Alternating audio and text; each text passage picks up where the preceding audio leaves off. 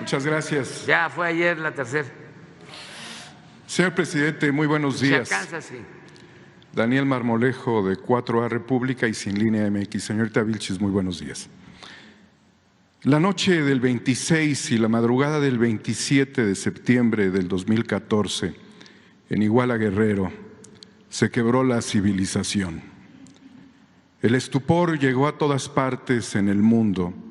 Las capitales más importantes, sacudidas por el evento, hicieron que multitudes salieran a las calles y también en pequeñas comunidades, señor presidente, en una acción global por Ayotzinapa, así se le denominó.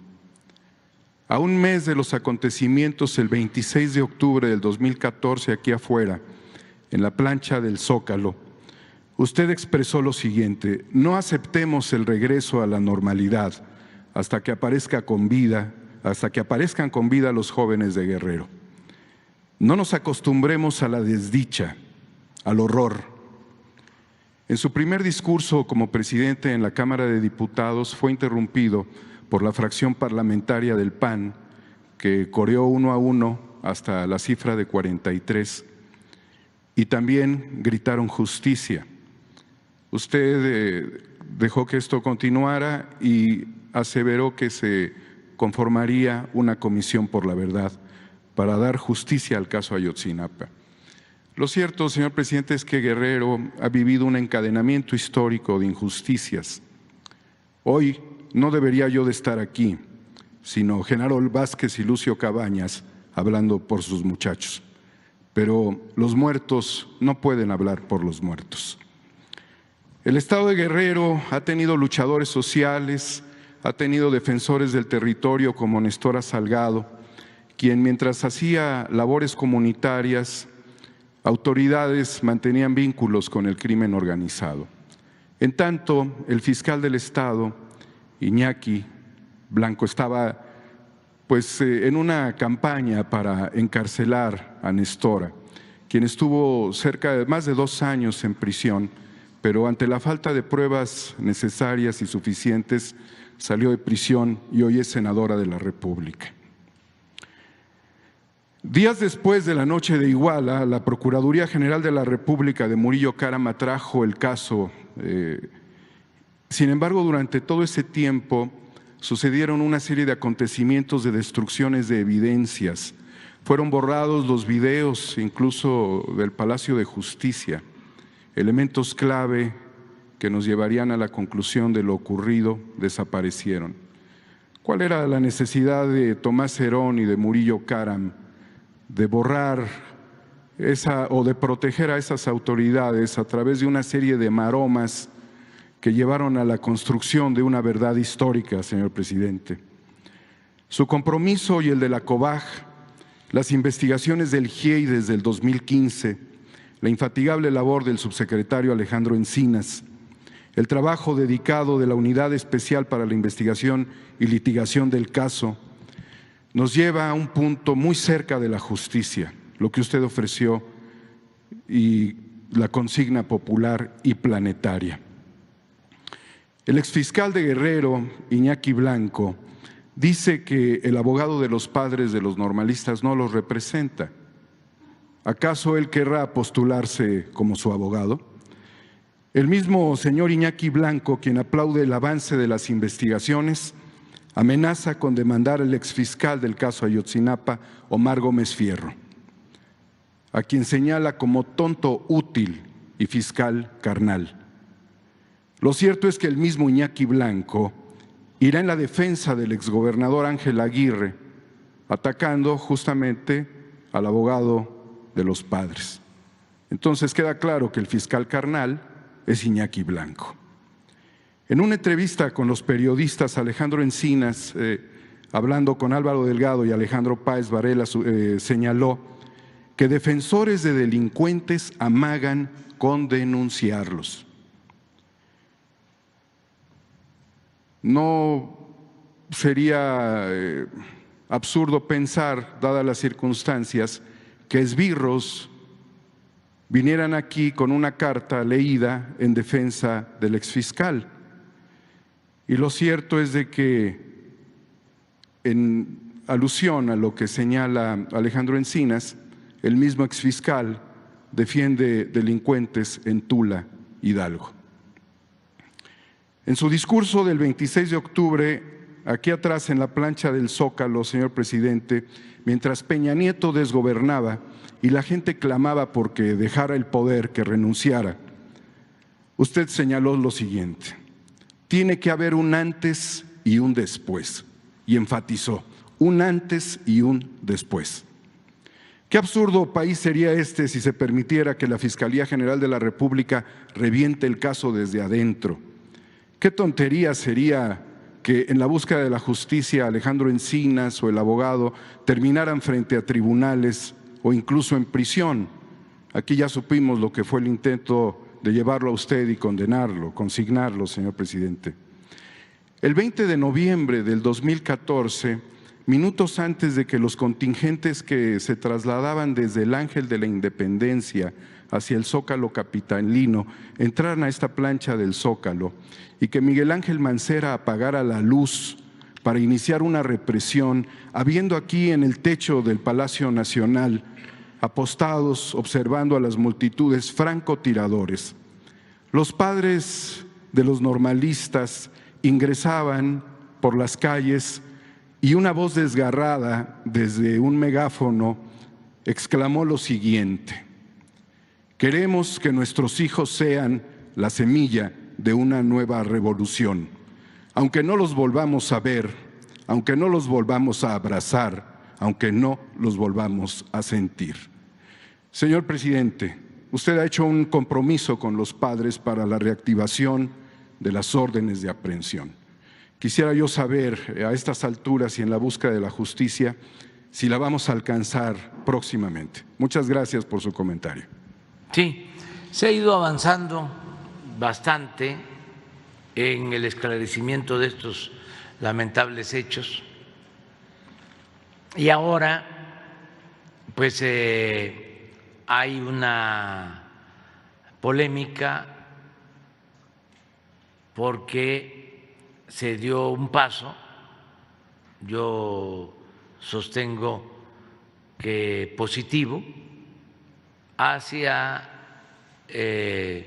la búsqueda de la auténtica verdad, aunque parezca redundancia, porque hubo lo que se llamó la verdad histórica, que fue toda una simulación, un montaje, la fabricación de hechos para proteger a responsables de lo sucedido en Iguala. Entonces, ahora se avanzó y no lo esperaban los que estaban apostando a la impunidad. La verdad, fueron sorprendidos porque se estaba simulando y no se actuaba y estaban buscando que pasara el tiempo, como muchas otras cosas.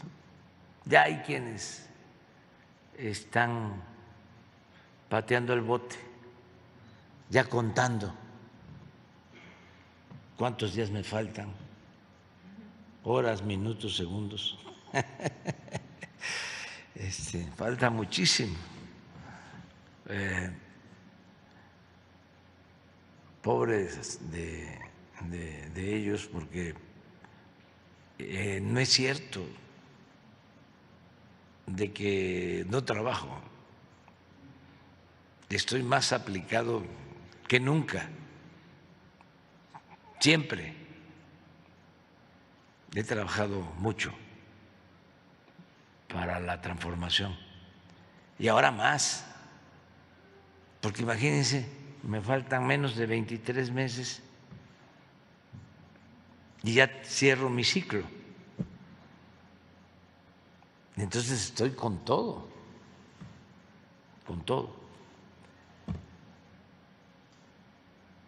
Sin embargo, hay quienes ya quisieran que esto se terminara, les molesta mucho y además están pensando de que van a regresar por sus fueros. Se equivocan, que no se hagan tantas ilusiones. Ya esto cambió y sobre todo ya cambió la mentalidad del pueblo. Aunque el próximo presidente, la presidenta sean más moderados, ya todo tiene un límite, ya no van a poder saquear al país como antes. Por ejemplo, entonces se hacen las ilusiones. Ahí está Claudio X González pensando que va a ser igual que cuando su papá era asesor de Salinas, o cuando hicieron los negocios quedándose con las plantas de generación de energía eléctrica después de la privatización que se inició con Salinas, de la industria eléctrica nacional. O que va a ser lo mismo de cuando él y su papá participaron en el fraude electoral del 2006 y que los de las cámaras del Consejo Coordinador Empresarial, todos participaron porque yo era un peligro para México, porque para ellos, y eso es lo que no les gusta, a ellos y a sus achichincles y voceros y fieles seguidores, todos los intereses cuentan para ellos, menos el interés del pueblo.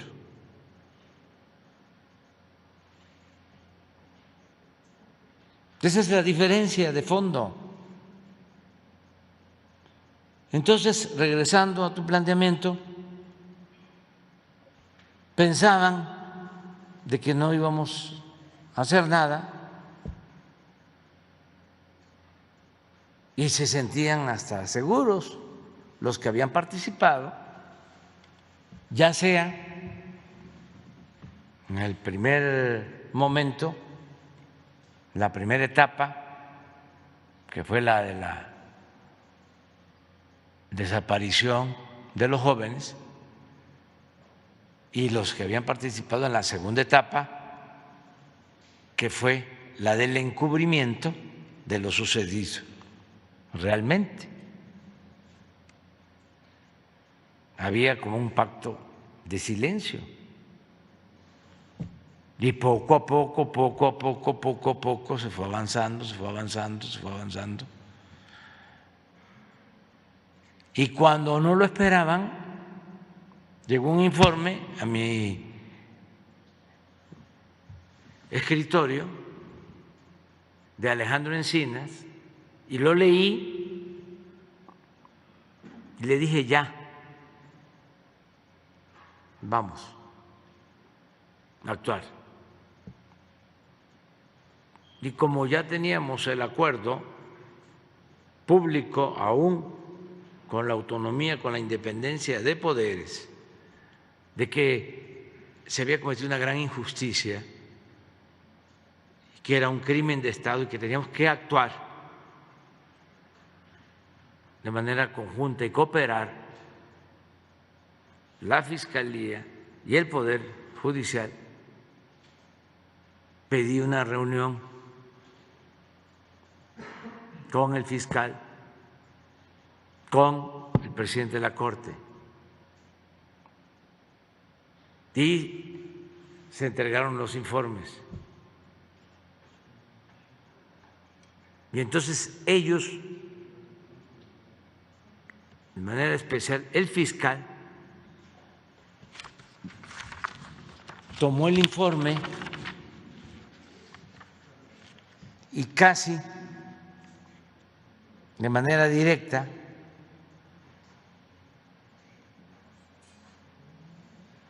cuidó que se judicializaran los casos que venían en el informe.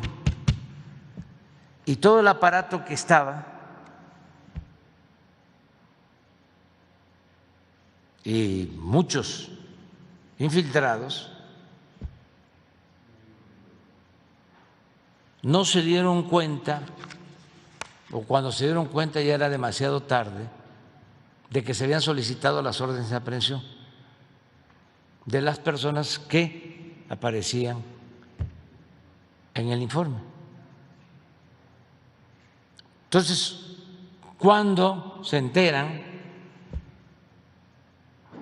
aun cuando ellos llevaban los casos, se negaron a firmar.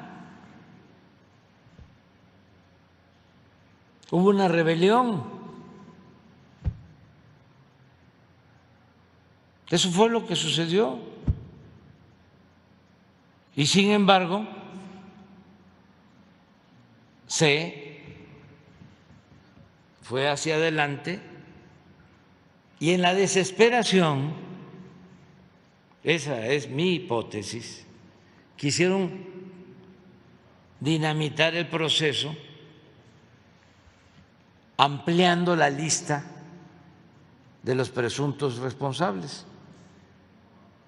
pensando que de esa manera, si en vez de que eran 5 o 6 militares, le agregaban 20 más, yo ya iba a decir, no, párenle. Y si estaban 15 o 20 funcionarios acusados y le agregaban 10, lo mismo. Entonces dijimos, no, vamos a pegarnos al informe, a lo que está en el informe, sin que signifique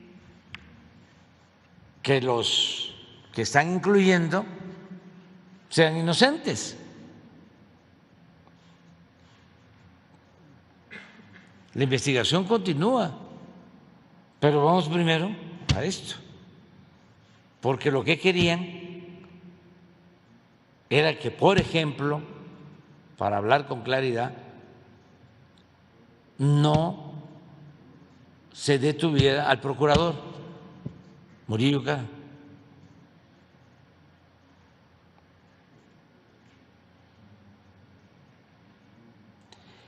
Entonces, ahora, el segundo paso de estos infiltrados o sorprendidos o considerados no tomados en cuenta o estrictos defensores del debido proceso, porque hubo alguien que me dijo, es que si se hubiese esperado un mes, hubiese sido impecable. Sí, nos esperamos un mes, no detenemos a nadie. Como muchos, porque ellos mismos se iban a encargar de informarles.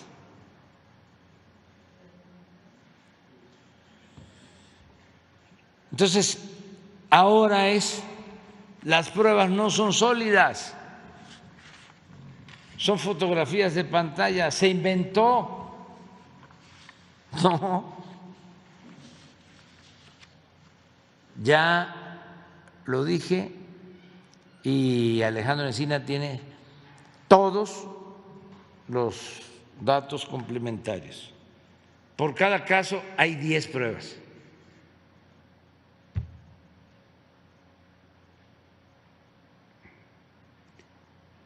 Y es tan delicado el asunto,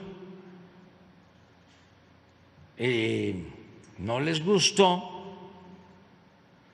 que se actuara de esa manera, que hasta el New York Times nos volvimos famosos.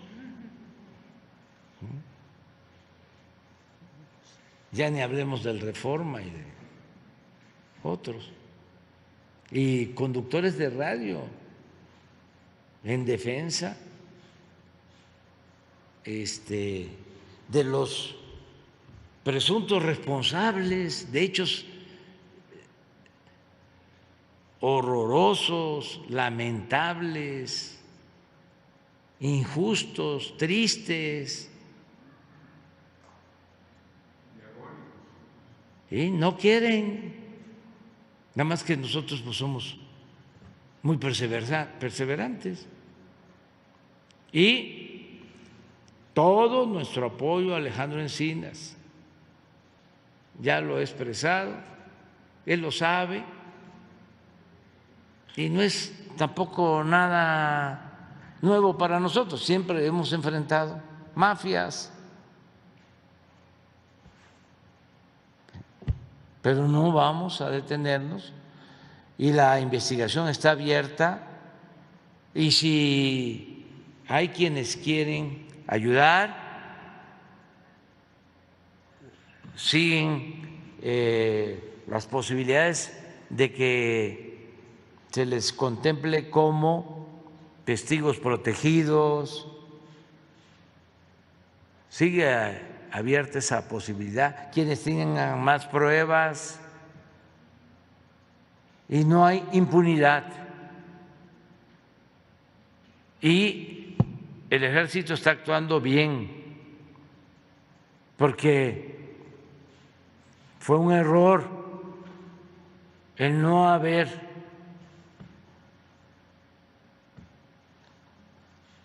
aclarado desde el principio y actuado desde el principio sobre la actuación de algunos elementos del ejército, con esa idea falsa de que si se toca a un elemento del ejército se afecta a la institución. No, se mancha la institución si se protege a elementos que cometen actos ilícitos. Pues imagínense cómo surgió nuestro ejército, pues para enfrentar a un militar traidor,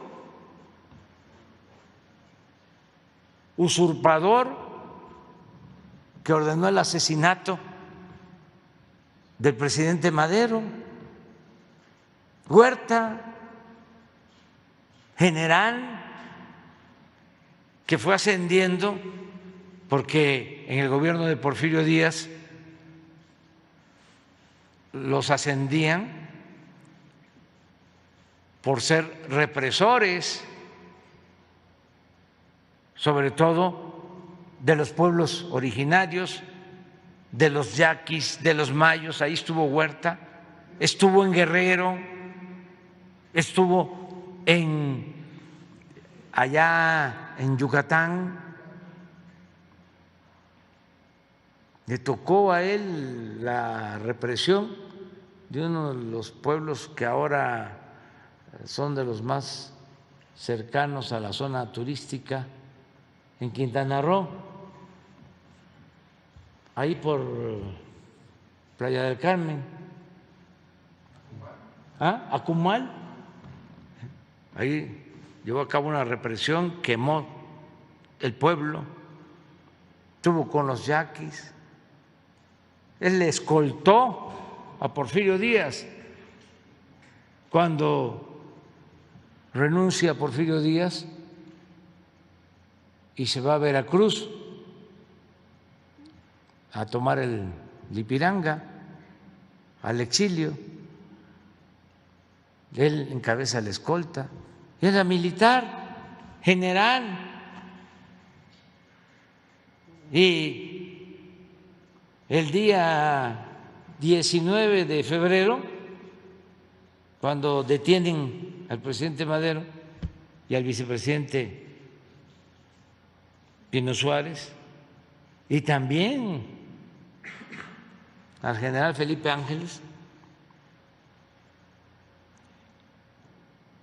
Huerta manda un telegrama a todos los gobernadores diciéndoles,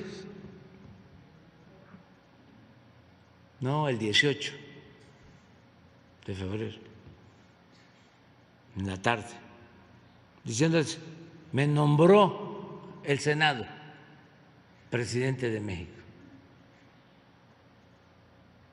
Lo más triste,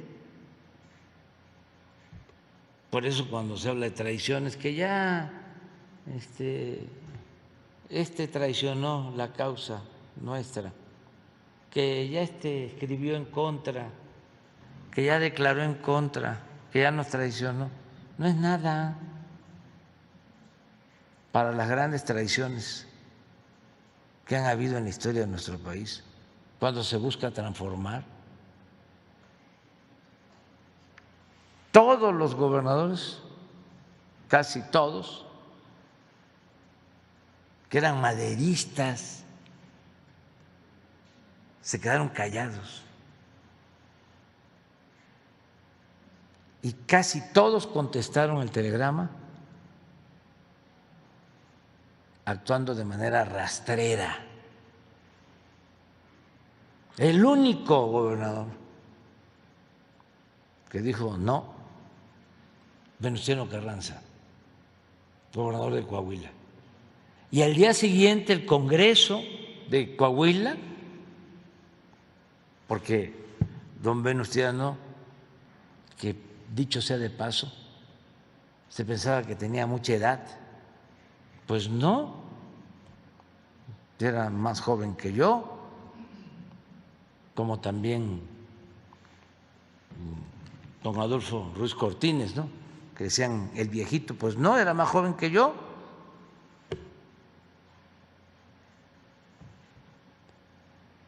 Don Venustiano envía al Congreso la solicitud para el desconocimiento del usurpador y para la integración del ejército. Y al día siguiente sale el decreto. ¿Por qué el día 19 de febrero se conmemora el Día del Ejército? Por eso, ¿cómo surge nuestro ejército? Para enfrentar a un militar traidor. Entonces, imagínense el error que se comete si unos soldados oficiales actúan de manera desleal y cometen delitos y se les protege. Por eso está actuando muy bien el ejército ahora, porque los que están en el informe están detenidos. Y como todos los que están sujetos a procesos, tienen posibilidad de aclarar y de defenderse y de demostrar su inocencia, porque ya no es el mátalos en caliente, está prohibida la pena capital, no hay pena de muerte, no hay fusilamiento. Tenemos que apegarnos y defender el Estado de Derecho, auténtico Estado de Derecho, no como era antes, Estado de chueco. Entonces, continúa la investigación y tenemos ese compromiso con los familiares de los jóvenes de Ayotzinapa. Sí, y vamos a seguir adelante. Y el nuevo fiscal tiene todo nuestro apoyo, lo conocemos, es una gente íntegra, recta, que eso es lo más importante. Y eso es también lo que se había afectado mucho, la pérdida de valores culturales, morales, espirituales. Es que el llamado neoliberalismo, que es neoporfirismo, acabó con todo. No es como escribió don Daniel de manera magistral, don Daniel Cosío Villegas, la crisis de México desde los años 40 del siglo pasado. No, ni imaginaba don Daniel hasta dónde iba a llegar la descomposición de nuestro país. No es crisis, fue la decadencia, un proceso de degradación progresivo que afectó todos los ámbitos, todos los terrenos de la vida pública, lo económico, lo social, lo político, lo moral, todo. ¿Y cómo enfrentar eso? Pues solo con una regeneración, una transformación de fondo. Y eso es lo que se está haciendo, desde luego, pues a muchos no les parece, no les gusta, y siempre lo he dicho, unos por que sí, ya no ganan lo mismo, no es que estén perdiendo o pierden privilegios, pero ya no están obteniendo ganancias desmedidas o robando a manos llenas. Esos están molestísimos. Imagínense los que no pagaban impuestos. ¿Cómo están?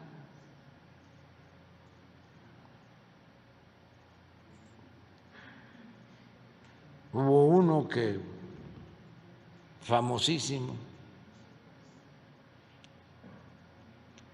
que ya no le quedó más que pagar más de 10,000 millones en una sola operación, más de 10,000 millones, y le buscó por todos lados. Tienes que pagar. Y pagó. Dice, y lo que más me molesta es que hasta lo va a decir en la mañanera. No lo he dicho. ¿De quién era? ¿De quién es? Pero eso les molesta. Y luego los que se sienten fifís, los aspiracionistas, porque esos no les da, ¿no? O sea, no tienen dinero, ¿no?, suficiente, pero se las dan de superiores, actúan como nuevos ricos.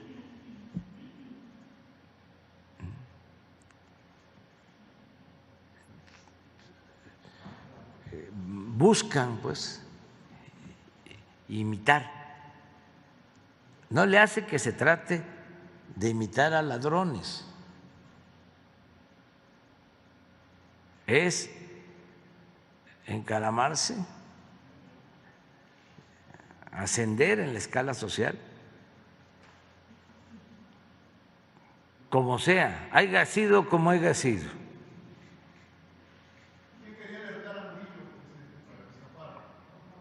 Los de ahí, de la Fiscalía, seguramente. ¿Mande? No sé exactamente, pero sin duda fue sorpresivo.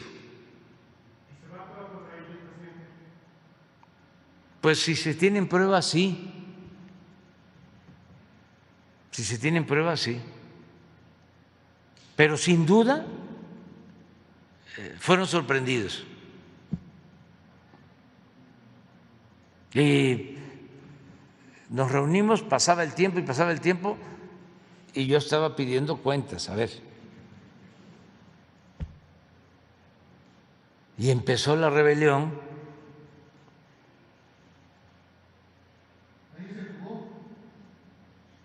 Ninguno, porque faltan órdenes de aprehensión. Acaban de detener a 2 más, pero ellos sí tenían órdenes de aprehensión de tiempo atrás. Y sigue la solicitud a Israel para la extradición de Cerón. Ahora, fíjense, el New York Times defendiendo a Cerón.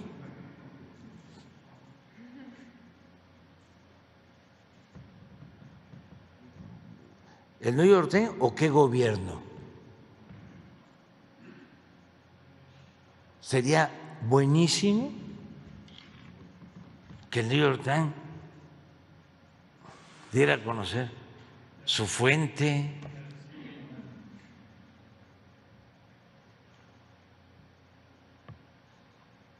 Por eso, pues, hay decadencia en el periodismo y en la política en el mundo por falta de ética y de autoridad moral. ¿Y qué hacen? Nada, nada.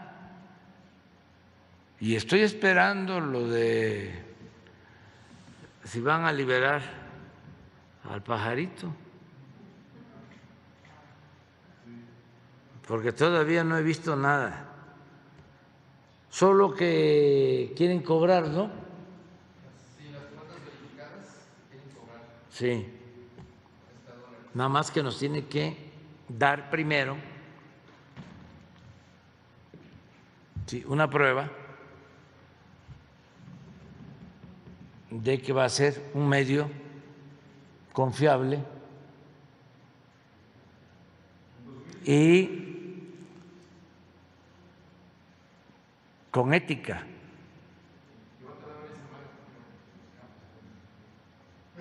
Sí, eso es comprensible, de que no cambia así de la noche a la mañana, tiene que llevar tiempo, pero él como es empresario debe saber de que primero hay que demostrar de que lo que se ofrece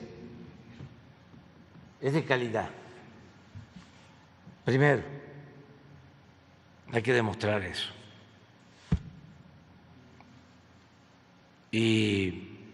no querer meter al mercado un producto chatarra y cobrarlo caro. Es como los gobiernos, y él lo debe saber. Un gobierno que tiene dificultad porque no le alcanza el presupuesto y necesita aumentar los impuestos,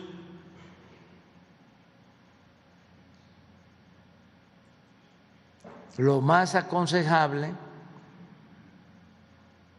es que primero demuestre de que va a haber honradez y que va a haber austeridad.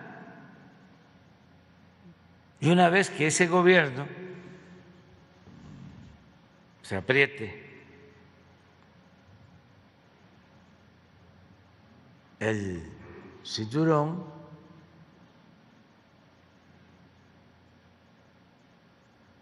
entonces, si con lo que ahorró por no permitir la corrupción, por no permitir los lujos en el gobierno, no le alcanza, pues entonces sí, se le habla a los ciudadanos, hemos hecho todos estos esfuerzos y necesitamos que nos ayuden un poco más, pero sin combatir la corrupción y con los lujos del gobierno, con gastos onerosos, excesivos, y pedir aumento de impuestos, pues eso es un insulto. ¿Se acuerdan cómo le hacían antes? Decían, es muy doloroso, es muy triste, muy doloroso, ¿sí? Pero nos tenemos que apretar el cinturón. Y se apretaba el cinturón al pueblo, ¿no? Porque ahí venían los aumentos de impuestos y todo. Y el gobierno seguía en manos de saqueadores y con lujos y privilegios para los altos funcionarios públicos. Sí, con todo. Entonces ahora pues no le hace pagar, pero a ver, primero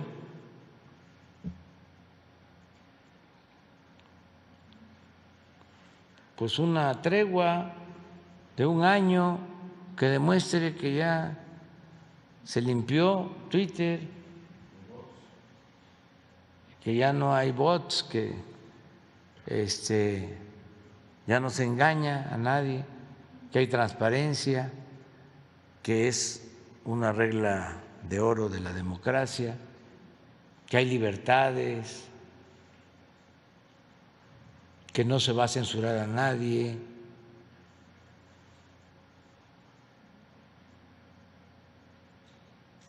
y que va a haber objetividad, profesionalismo, se va a hablar con la verdad, o se va a transmitir lo que es cierto.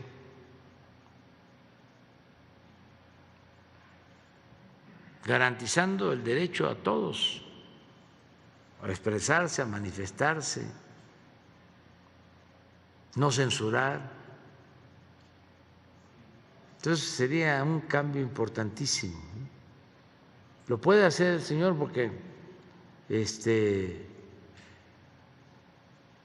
se ve que tiene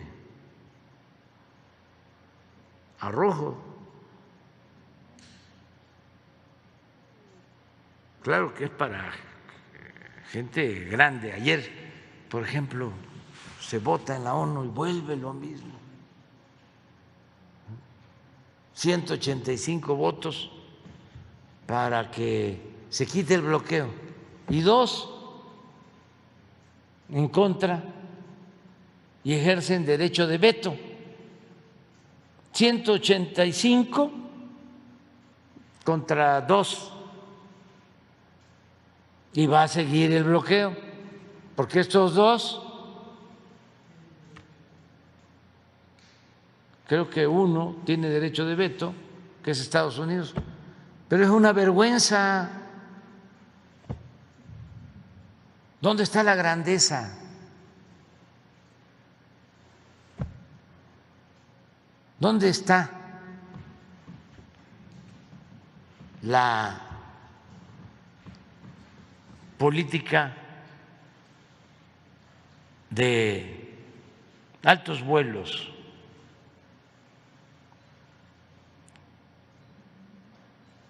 No, eso es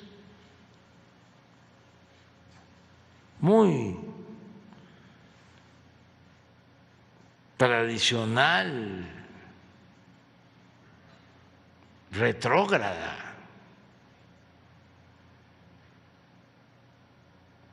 ¿Cómo en estos tiempos vamos a estar apostando a retrogradar? Si son tiempos de cambio.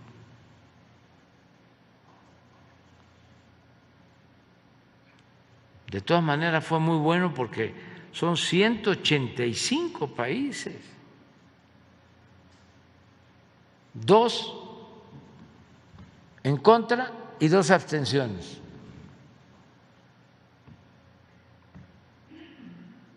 Dos abstenciones, una a Brasil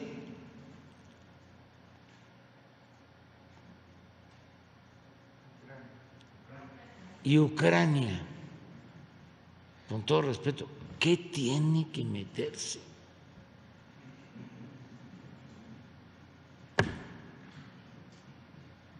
Sí.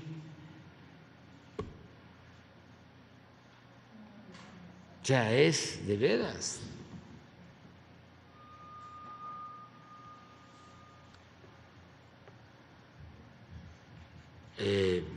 Poca sensibilidad política. Muy bien.